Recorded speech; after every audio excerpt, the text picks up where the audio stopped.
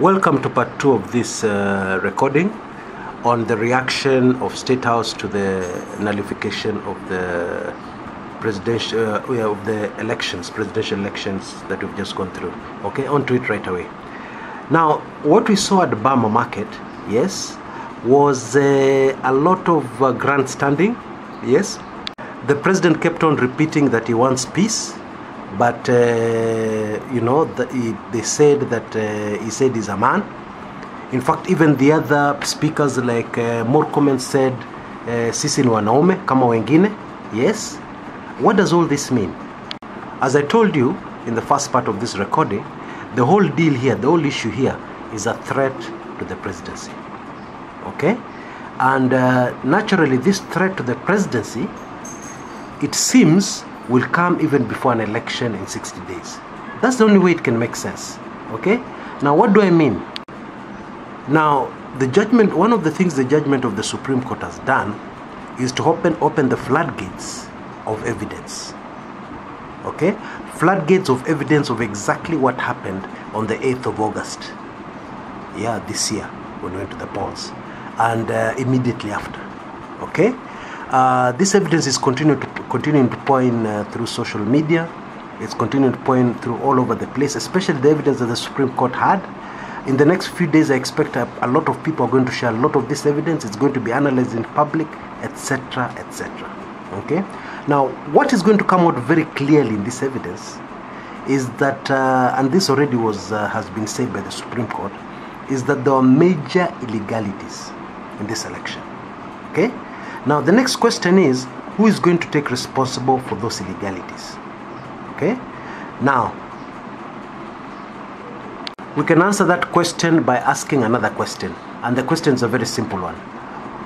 Who was to benefit, or rather, who benefited from all these illegalities, malpractices, all these evil things done? Who benefited? You know the answer. It was President Uhuru Kenyatta. And so, there are very strong grounds, legally and otherwise, to bar Uhuru Kenyatta from vying for the presidency when we go back to the polls. Justifiably so, they are there. Now, the reaction we saw at Gama was to forestall, yeah? To forestall and to preempt any attempt to bar Uhuru from standing or vying in the fresh presidential elections we're going to go into. Okay?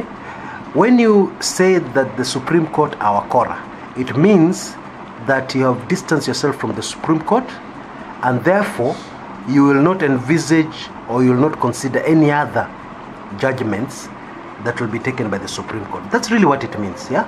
One of the judgments that could be taken by the Supreme Court is to disqualify a presidential candidate from running. Are we together?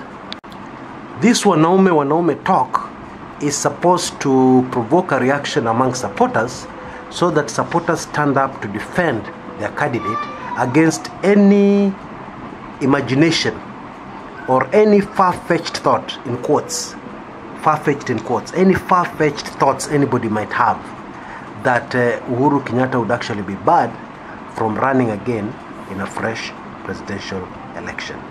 In other words, create a situation whereby any suggestion of preventing Uhuru from vying again in a fresh election would be a recipe for disaster, chaos in the country. That's really what this Gama meeting was all about. Now, this is politics at a very high level. If there was no such threat, or if there was no such plan to go in such a direction, then the reaction or the response from the president would have been very different. Okay? What would have probably happened is that he'd have given a speech saying politely that they disagree with the Supreme Court judgment, yes, but saying they respect it, and then saying that they have enough support and that they're going to win the election again. Okay? That would have been the right response. And then this response would have been followed up by demonstrations in support of the president, by the president's supporters, and these demonstrations would have been fixed in such a way that they look like the president has a lot of support countrywide. Okay? Now, we have seen a belated effort at that in Uasin Gishu. There was a demonstration protesting the Supreme Court judgment. lot of plastic faces all over the place, no emotion at all in it. Definitely something which was, if you were a careful observer, you'd have just seen this is definitely something which was fixed, arranged, yeah, stage managed, whatever, yeah, that's what we'd have seen. We'd have seen a lot of that, and then the Burma meeting would have been missing. But then the fact that what I'm telling you is actually what is on the ground and what is happening and unfolding is what resulted in the Burma meeting that has caused so much anxiety amongst Kenyans. Some of them have said, oh, the president has lost it. Oh, I'm worried about the president. No, this is just politics. It is deliberate. It has clear objectives, exactly what was being done and why, okay? And it is towards the direction I have just told you in this recording. Now, from a neutral point of view and somebody using the intelligence, the eyes, the ears to observe, it is very clear that NASA has a formidable, huge following. Yes? Because the Supreme Court passes judgment, NASA were not expecting it. They have not organized their supporters in any way. Yes? They have not had time to do anything. But then the reaction to it is spontaneous and it's right across the country. Yes? Nobody organized it. It happens. On the other hand, Jubilee has to organize something to happen in Uasin Gishu.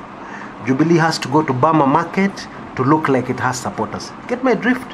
Yeah, that's very clear. And that's the challenge which Jubilee is facing right now as we go into the next very uncertain 60 days before we go into the polls again to elect the president. Of course, I shall be keeping you informed, but that is the latest I have. That is how the situation is. And by the way, do not rule out any other dirty tricks like diversionary tactics to get Kenyans discussing something else other than this. Yes, because the more they discuss this, the more the narrative of the country is out of control of those who are ruling and those who want to take the country in a certain direction. Get my drift? So better to confuse the narrative, get the narrative discussing another national disaster or something else of national importance, yeah, away, from anything to do with these elections, yes, so that those, because this government, the Jubilee government, has been very good at propaganda, very good at ensuring that they're always ahead in terms of the narrative which Kenyans have and what is being discussed, okay, and they've lost that grip. So they're eager to get it back. So one of the ways to get it back is to confuse the current narrative and then present one of their own. Yes? Now that's going to be a very tall order because, as I told you, first of all, the numbers are not there. And the emotions are not there. It's one of, it's a very difficult thing for any propaganda expert or any PR expert to handle. Okay? But that's what we have. Until next time, this is Chris Kumekucha.